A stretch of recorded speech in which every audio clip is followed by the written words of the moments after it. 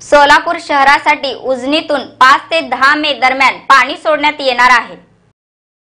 उजनीच्या पाण्यासाठी आसुसलेल्या शेतकरी बांधवांना अखेर दिलासा मिळाला असून सीना व भीमा नदीच्या टेल एंड पर्यंत लवकरच पाणी सोडण्याचा निर्णय आज मंत्रालयात गिरीश महाजन यांच्या अध्यक्षतेखाली झालेल्या बैठकीत घेण्यात आला। या निर्णयामुळे उजनी धरणातून 27 एप्रिल पासून भीमा सीना जोड कालव्याद्वारे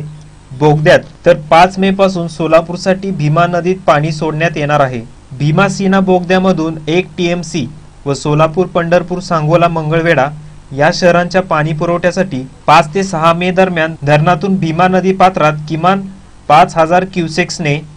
4 ते 5 TMC पाणी सोडण्याचा निर्णय घेण्यात आला आहे। ऐन कडक उन्हाळ्यात पाणी सोडण्याचा निर्णय होऊन तातडीने अंमलबजावणी होणार असल्यामुळे सीना नदी काठावरील लाखो एकरातील पिकांना जीवदान मिळणार असल्यामुळे शेतकरी समाधान व्यक्त करत आहेत। या बैठकीस पालकमंत्री विजयकुमार देशमुख, आमदार बबनराव शिंदे, भारत भालके, सिद्धाराम म्हेत्रे, हनुमंत डोळस, नारायण पाटील, सिद्धरामप्पा पाटील, सोलापूर जिल्हा परिषदेचे अध्यक्ष संजय मामा शिंदे,